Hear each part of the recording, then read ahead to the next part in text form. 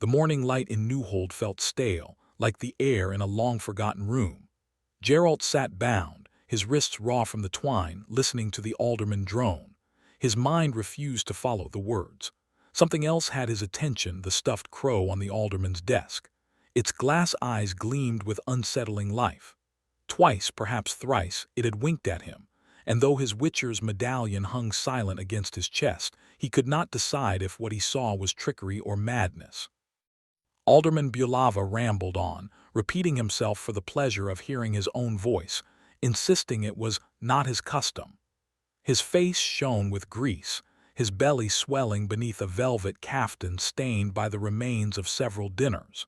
He leaned back, wheezing, savoring his authority over the Witcher seated before him. The alderman demanded to know what grievance had led Geralt to cut a man to pieces, some private vengeance, he supposed, because no one in his right mind believed the Witcher had acted to defend a peasant girl's honor. Like some damn knight-errant, he sneered. Behind Geralt stood the enforcer, Darrell, who was waiting, almost aching, for an excuse to strike him again. The rope bit deeper as Geralt flexed his hands, trying to bring the blood back to his fingers. Bulava rambled about kings and edicts, about the Witchers who had long vanished from Keedwin. Once they'd been a rumor from the mountains, relics of an older, stranger world. Yet one had turned up in his jurisdiction, and the first thing he'd done was spill blood. Geralt, voice dry, cited the old titulary edicts of King Dagrid, which freed Witchers from local jurisdiction. Bulava laughed, savoring the irony. Dagrid turned to dust 50 years ago, he said. And no king can exempt you from my laws. He listed Geralt's crimes with relish, murder, defiance, arrogance, and when the Witcher tried to speak, he gestured lazily. The enforcer struck him in the neck. "You are not a Witcher," Bulava said, peering at him with something close to delight. "You are a defect. You ought to be sent back to your mountain stronghold and taken apart piece by piece for spare parts." He grinned, showing yellow teeth. "In 1 week's time you'll be on your way back there." When Geralt did not respond, Bulava goaded him. "Won't you even ask why a week?" He explained that newcomers who bore weapons were punished with 20 lashes and that Darrell had a heavy hand. Before the sentence could be carried out, a new voice entered the room, rough, pragmatic, impatient. A man in a dun mantle appeared, his hem caked with mud. "Not so fast, Bulava," he said. "You're not marring that Witcher. I need him whole at the work site." It was Blauffal, the road overseer, a man who cared for little except his deadlines and his bonuses. The alderman puffed up, indignant, accusing Blauffal of overreach, of constantly stealing his laborers for the king's highway. But Blauffal cut him short. This was no crime, he said, merely self-defense. He even had a witness, the very peasant Geralt had saved, the one who had fled the scene without thanks. The peasant, trembling, testified loudly that Geralt had rescued him and his daughter from a band of deserters. He spoke as if rehearsed, his voice a little too high, his eyes darting nervously. And when he was finished, he offered Bulava a small pouch, a clinking bribe to smooth the record.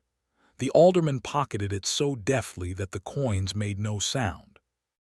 Before Blauffal could escort Geralt to freedom, a troop of soldiers rode into the square, led by Captain Rise Carleton, a man with a waxed mustache, plumed hat, and an air of weary cruelty. At his side rode an elf scout with a rope already tied into a noose. The crowd grew still. The soldiers dismounted and set up the gallows. Bulava, sensing opportunity, fawned over the captain. Carleton ignored him. "I'm not here to hang them," he said of the captured deserters. "They'll run the gauntlet. But I will not allow a vagabond to murder my men and walk free." His words rolled across the square like thunder. "Bring the Witcher," he ordered. "He killed a soldier of mine. He will hang." The enforcers hesitated, but before they could drag Geralt forward, the air changed. The murmur of the crowd died. A strange, quiet wind passed through the square. From behind the barns, a black horse emerged, slow and deliberate, its rider white-haired and clad in black leather studded with silver. 2 swords jutted over his shoulder. He rode past the peasants, past the alderman, and stopped before the captain. "Alderman Bulava," said the rider, his voice calm as winter, "you will release the young Witcher, return his weapons and belongings at once." The alderman stammered, called him Master Holt, and obeyed. The captain tensed, his hand drifting toward his sword. The white-haired man turned his gaze upon him. "Captain Carleton, your men are no longer required here. The lynching is over." The captain sneered. "Are you so sure of yourself, Witcher?" But one of his men, drunk on bravado, spurred his horse forward, cursing. He barely got the first word out before the air itself screamed. A burst of invisible force flung him from his saddle. The peasants ducked and covered their ears as the soldier hit the dirt with a thud that ended all argument. Silence fell. Preston Holt, for that was the rider's name, raised one gloved hand. "Anyone else?" he asked softly. None replied. "Then farewell, gentlemen. Is the young Witcher mounted?" "I am," Geralt answered. "Then ride." They left Newhold behind, riding north under a gray sky. Keedwin Spring was a cruel one. Snow still clung to the hollows, and the wind from the mountains cut like blades. Holt rode ahead on his black steed, moving with the stiff grace of a man long accustomed to pain. He told Geralt that it was the custom for Witchers to leave Kaer Morhen after the winter, when the monsters were hungriest and men most desperate for protection. But Geralt's first outing had gone poorly. No contracts, only a brawl, a trial, and a near hanging. Holt had heard of him, he said, a wunderkind of the Witcher's stronghold, newly released into the world. Geralt had never heard of Preston Holt. The name was unfamiliar, though Holt claimed to have trained once under Vesemir long ago. They had since parted ways. "Different orbits," he said cryptically. Geralt nodded, pretending to understand. As they rode, Holt's tone shifted from distant to instructive. He spoke of the land, the old silver mines of the Upper March, the labyrinth of flooded tunnels beneath the hills. He told the story of a peasant, Podkurek, who had once dug up a nugget of silver the size of a cabbage and birthed a mining rush that ended in ruin. Now the old shafts were home to cynospheally small, vicious dog-headed creatures that lived in the dark and fed on anything they could corner. "Infernal pests," Holt said. "And we've been hired to deal with them." Ahead lay a cluster of tents, the first miners' camp of the spring. The diggers met the two Witchers warily, brandishing mattocks and shovels until they recognized Holt. At once they grew fawning, relieved, babbling about monsters. A boy had been taken, they said, dragged screaming into the mine. Holt scolded them, reminding them that he had warned them away from the shaft weeks ago. But when he learned the boy had been missing for 2 days, he turned to Geralt. "Well, young Witcher," he said, "it's time to help those in need." Geralt muttered that if the boy had been taken 2 days before, there was little chance he was still alive. Holt waved it off. "Then we find what's left," he said, almost cheerfully. "It will give the mother something to bury." When a miner voiced doubt about Geralt's youth, Holt silenced him with a look that froze the man's tongue. At the edge of the mountain, they found the yawning shaft of the old mine, its timbers rotted and its stones slick with water. Holt explained the layout in brisk detail: the upper adit, the sloping gallery, the flooded lower tunnels where the cynospheles nested.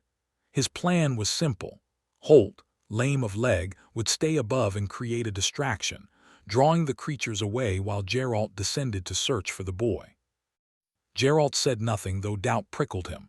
Holt waved him toward the shaft. "Drink your elixir," he said. "Grip your medallion, down you go." The tunnels were cold and wet, their walls weeping constantly. Geralt moved quickly, his boots splashing through the puddles, his eyes sweeping the darkness.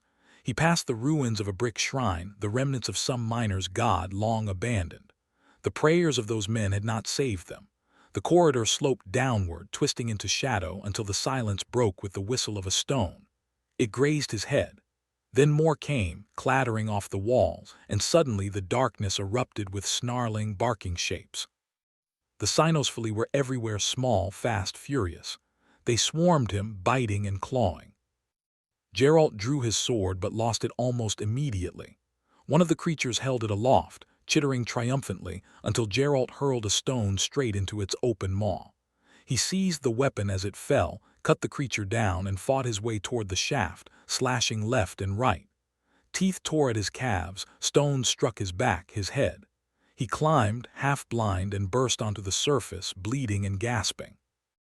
"Ah, you're out," said a voice. Holt stood over him, perfectly unharmed, gnawing a roasted chicken leg. "I'm full of admiration." Geralt could barely speak. "You were meant to be in the gallery," he growled, making noise. "Oh, that," Holt said lightly. "I forgot."